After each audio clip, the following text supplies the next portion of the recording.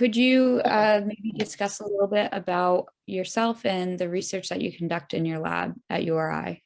I'm Xinyuan Chen, and I also go by name Sean. And I got my educational background is biochemistry and molecular biology, and I got my PhD in 2006. And then after that, I came to United States. I got my PhD back in China. Okay, and I came to United States and I did my postdoc training mainly in drug and vaccine field. And in 2015, I joined the URI and I established my own lab at URI. And currently, I mainly focus on like drug delivery and vaccine-related research. Awesome. Could you go a little bit more in depth in the current projects that are ongoing in your lab? Yeah, so currently we have two funded projects.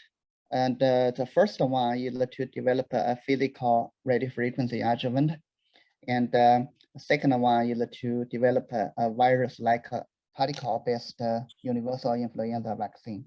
And for the first project, the aim is to develop a physical adjuvant to safely and conveniently boost vaccine-induced immune responses. And the second project is to use our recently developed proprietary virus-like particle platform to develop a universal influenza vaccine. And the purpose is to generate the cross protection against multiple influenza virus strains. And also, we don't need to have the annual vaccination, not like the current seasonal influenza vaccine, which needed to be like manufactured and vaccinated each year. And also, current seasonal influenza vaccine can only protect the viral strains used to make the vaccine.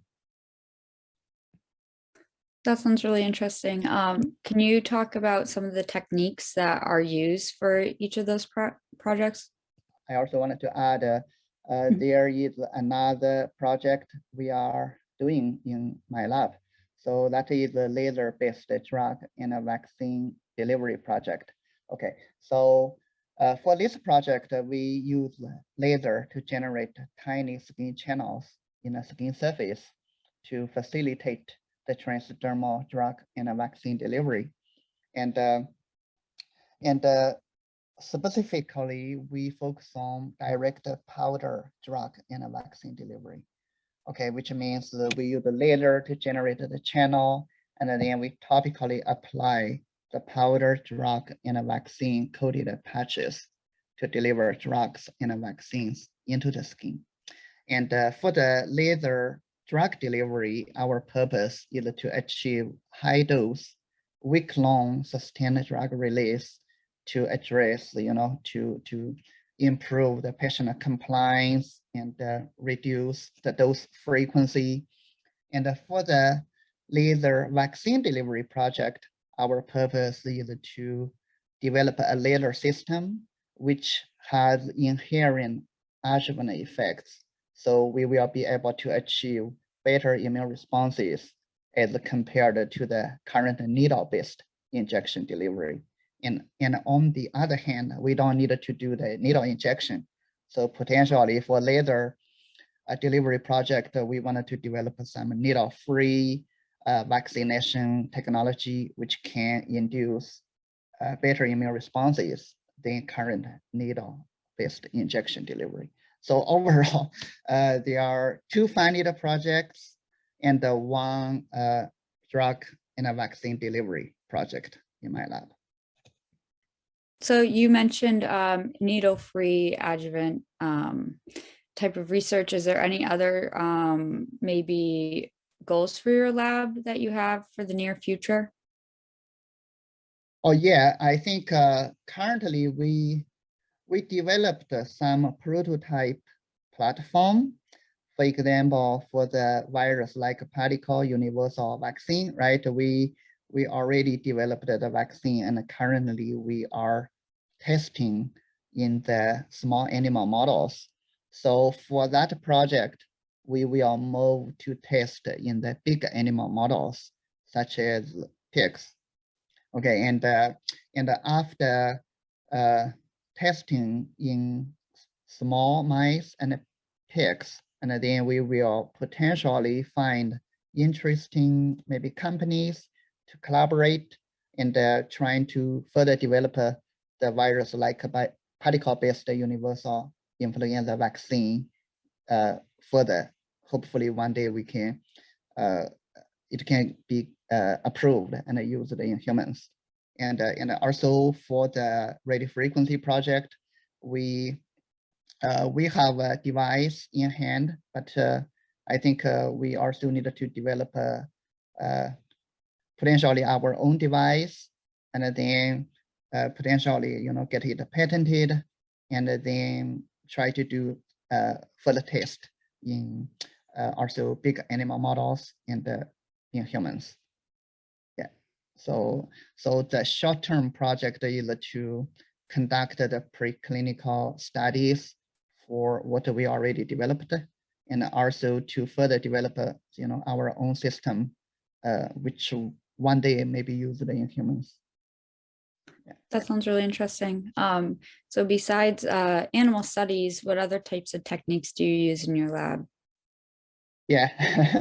So for the virus-like particle project, so we use like molecular cloning techniques and protein expression techniques, and also some affinity column purification techniques. And for the radio frequency vaccine adjuvant project, and also for like a laser vaccine delivery project. And we use like ELISA to measure serum antibody titer, and we use flow cytometry to monitor the cellular immune response. And we also do some other like a cryosection. We wanted to cryosection like to evaluate histology regarding the safety of the vaccination. And for the laser drug delivery project, we use friend cell. It's a technique used to evaluate transdermal drug delivery kinetics and efficiency. And we also use, I think, cryosection, to monitor the drug penetration through the skin, across the skin surface. And you also already mentioned animal models. Yeah, we mostly use mice to test the safety and efficacy. And we also have a pig animal model. So we haven't conducted the pig study yet, but the protocol has already been approved, and we plan to conduct the pig study in the near future. So for undergrads who are looking to get involved in research, what would you suggest for them to do? I think for my lab, because we focus on highly translational research. So if you come, if undergraduate students come to my lab, so they will be able to get the training in, I wanted to say, in immunology, vaccinology, drug delivery field, and you will have the opportunity to gain hands-on experience in the various techniques I mentioned, in the previous question. And also, if you are interested in animal research, so we can add you to our animal protocol. So you will be able to learn how to handle animals, how to do the different like injections, how to collect the blood samples, and to evaluate antibody response, and also collect the different like tissues for histology, or to evaluate the immune response. Typically, what are kind of the steps that an undergrad would take in your lab to get accustomed to working with on the research that you do?